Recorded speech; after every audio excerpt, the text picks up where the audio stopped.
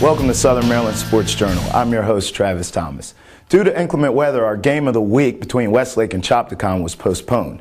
However, don't worry. We're back in action this week as St. Mary's Riken hosts Maryland Christian. I'll have the play-by-play Saturday at 6 o'clock on the rebroadcast, and then you can watch post-game highlights and analysis all week on Southern Maryland Sports Journal. Switching gears now to the college scene. The St. Mary's College women's volleyball team put together an impressive month of September, going undefeated, all while on the road. But now it's October, and the Lady Seahawks finally returned home. According to first-year head coach Rose Burt, home is where the heart is. This is my first year here. I'm not familiar with St. Mary's, but from what I've heard, the sports here, they support each other. You know, our girls will go to basketball games, they come here.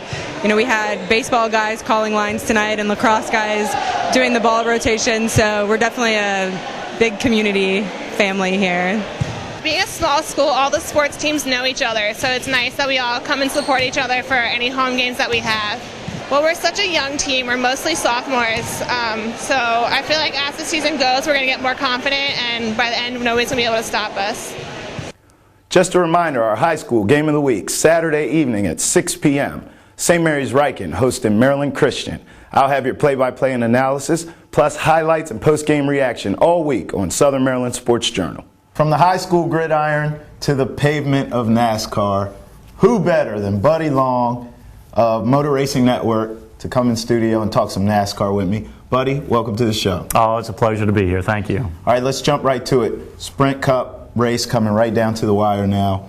But before I get to the million-dollar question of who do you like to win the whole thing, who are some of the biggest disappointments to you this racing season? Well, I think a lot of people would probably think Tony Stewart would be because of his expanded schedule. He's a huge open-wheel racing fan. But I think we've kind of gone into that realm a little bit in the last several years where drivers kind of venture out. Casey Kane, Tony Stewart, several others own their own sprint car operations, other forms of motorsports. They like to go do other things if they have the opportunity when their schedule allows. By virtue of what happened with the accident, you know, a lot of fans were disappointed that they didn't get to see Tony in the chase because he was right there on the verge of making it in this year. He just had a surgery this week, a third one, I think, just to take care of some cleaning up deals just to get him a little bit closer to being back in the car and testing for 2014. So, you know, for myself, knowing that he was so right there, I can appreciate him wanting to run all the extracurricular stuff that he does. But, you know, a lot of people are probably saying, wow, but you got to look at the big picture. You missed out on that opportunity. So that might be one of them. You know, for me, it's Dale Earnhardt Jr. I mean, I grew up in a house. My dad was a huge Dale Earnhardt fan. And so I grew up watching The Intimidator. And Junior comes along. Of course, me being a son, I'm rooting for him. And I know technically he's still in the chase, but he just hasn't lived up to that, all that hype. What do you think about Dale Earnhardt Jr.? It is a lot of hype. I mean, I go back to the days of when Richard Petty was, you know, he was at the tail end of his racing career. His son Kyle came in. Those were huge shoes to fill as well, and Kyle never really materialized as a true stock car racer. Not everybody's got that blood or that lineage.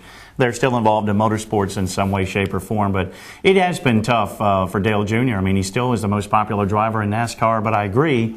You know, he got off to a tough start in the chase. He did make it. He has been coming on strong the last couple of races, but I think he's dug such a deep hole. And then when you look at the upper half of the standings and actually the top third or even fourth maybe, these are teams that aren't going to falter a whole lot through these 12 races or these 10 races. They're going to be consistent. And with the point structure the way it is, it's so hard to gain back up once you've had one bad finish. All right, we'll get back to the chase in a second. I want to take you and talk a little bit about Danica Patrick. Clearly, her impact on the sport has been big off of the track, not so much on the track. Talk a little bit about Danica and her impact or lack thereof. It has been huge in a variety of ways, starting this year when she won the pole for the Daytona 500. It was great. I think NASCAR needed that shot of the arm. They really didn't have anybody. They do have some superstars. You have your Gordons, your Johnsons, your Tony Stewarts. They needed something different, and that had been coming for quite some time. You know, she was overrunning the IZOD IndyCar Series. And I'll go back to that. It was very interesting. We were doing a race in Kansas, a truck race, and sometimes they ran companion events to the IndyCar Series. Danica ran for Andretti Autosport, and she had 3 other teammates. So if you went to the back of their haulers for like availabilities or autographs, here's Marco Andretti, nobody. Dario Franchitti, nobody. Ryan Briscoe, nobody. And I'm getting the names wrong. Danica, everybody was there. Yeah. She's had a tremendous impact. I think over the last year, she's handled herself even better with the media. This is, of course, her rookie year. She's still going to a lot of racetracks that are new to her. I think the tail of the tape will be next year when she does go back for round number 2 at all these tracks she's been at before.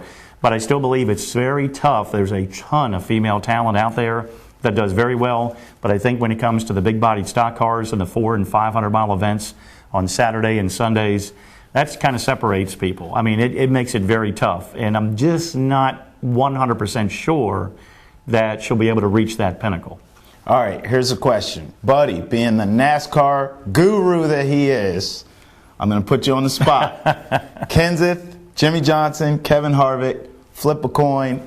Who wins this whole thing? Boy, I think you almost have to flip a coin. Those 3 are very tight, and just up until last week at Kansas, Kyle Busch was in there, and I thought he was going to be able to do it. All of them have done very well. A lot of people get tired of seeing Jimmy win championship after championship, but the team is so good, and he's an excellent person on and off the track. Jimmy made a dent last week, but I really believe in Kevin Harvick, obviously, by virtue of his victory. I think Kenseth is still going to be it. Not because he's still up top, but because of the start he got off to at the beginning of the year with a team he'd never been with before in Joe Gibbs Racing. And they've had their bumps and bruises, which they did Sunday at Kansas, but I still think that's going to be the team. It's going to be tough, but I think Kenseth will be able to pull out another championship. I agree with you, but I will say this. If Johnson is able to pull this out, where does he rank amongst the greats at this point if he pulls it out this year? He's right up there. He really is right up there. I mean, I never thought, when Jeff Gordon was running and making his run at all his championships, then I thought, my gosh, he's going to catch Petty. Then all of a sudden, the level of competition got even tougher and tougher and tougher. It's 2 different forms of motorsports. I wasn't around in the days when Petty won all of his, but back in the day when Petty won it, he's not at all these big tracks. You were at your short track, dirt tracks. Right. Back in the Deep South, you were here and there. But, he still had very rigorous competition, but there's a lot more. The level of competition this day and age is even more keen than it's ever been. There is a host of young talent on a couple other levels further down in NASCAR racing begging for the opportunity to come up. For him to be able to do what he's done and is still doing, I think it ranks him right up there. You got Petty, you got Earnhardt, you got Johnson. I think it's top 3.